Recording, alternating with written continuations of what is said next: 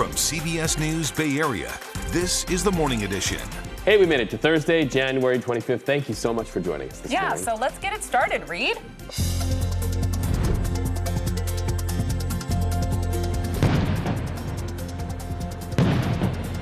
An hours-long standoff moves into early this morning in Union City. SWAT teams forced to use all different kind of tactics to get a shooting suspect out.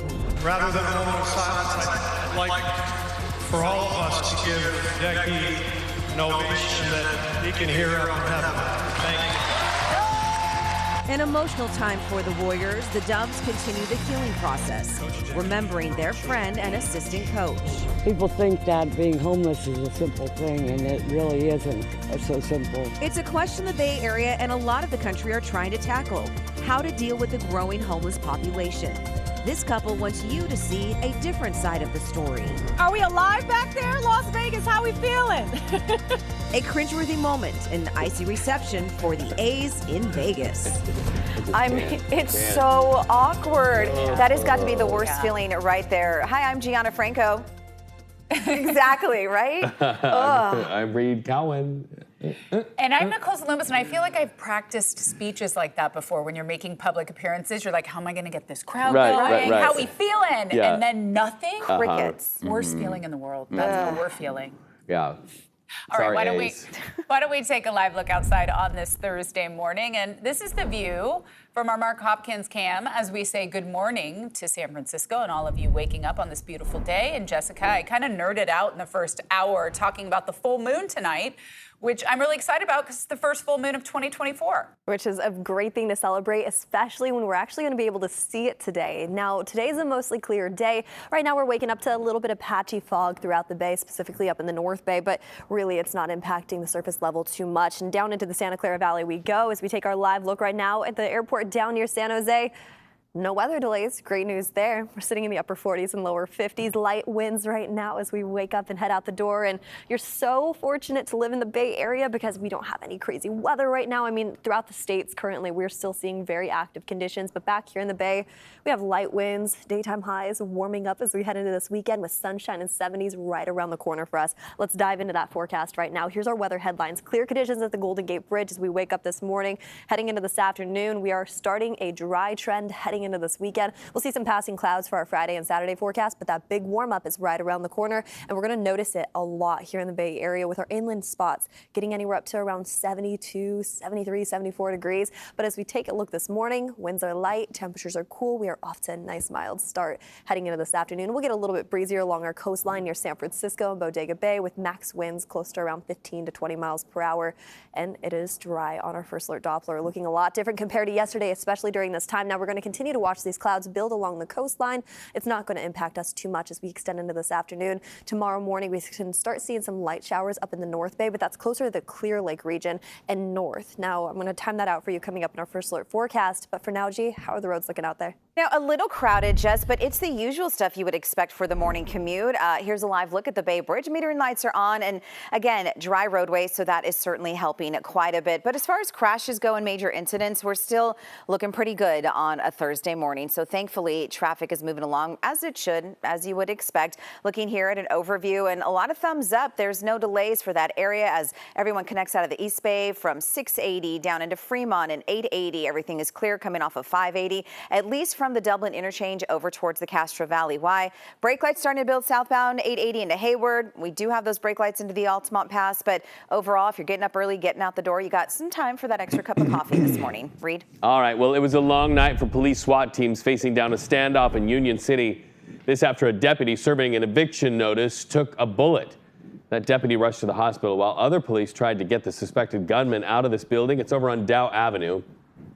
So as the hours passed, we got a real fascinating study. You could even say a masterclass in what police do in these long nights to try to get a suspect out and end the standoff. In fact, listen.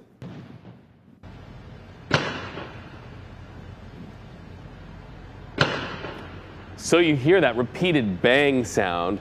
We believe that is a flashbang, something often used by police to get into a building and make entry. Our crews heard it twice just after midnight. Neighbors too. We also saw police using a battering ram, a large tactical vehicle, even a drone to try to get a picture from above all trying to get the people out of that building. In the end, glass was shattered. Deputies used all of their tools all night long, but the report from the building's front door is that the door was barricaded with wood or some kind of furniture. It was tough going. So let's rewind the clock and look at how this all started. We've learned earlier in the day, sheriff's deputies served an eviction notice. At some point, bullets flew. A deputy was hit in the arm.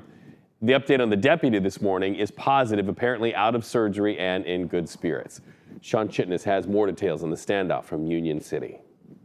At this hour, police say there is no longer a danger to the public, but they still have a large perimeter closed off. Take a look at what we can see here from the intersection of Dow and Pacific. A lot of the aftermath from this standoff that lasted several hours, including windows that were destroyed and damage to a door right next to a bulldozer at this industrial park.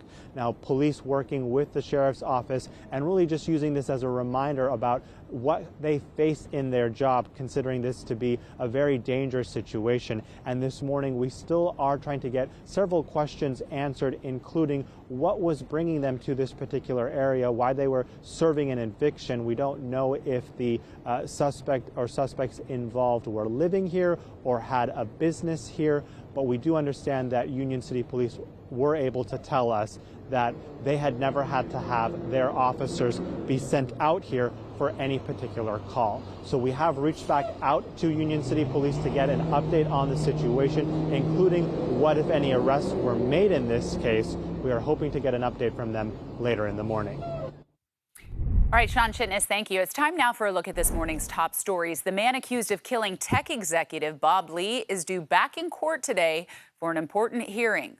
Lawyers for Nima M want to have his trial moved out of San Francisco. They told the judge the jury pool has been tainted by published photographs of Momeni inside of his jail cell. Momeni is charged with the murder and the stabbing death of Cash App founder Bob Lee last April. The trial is set to start mid-March. Momeni has pleaded not guilty.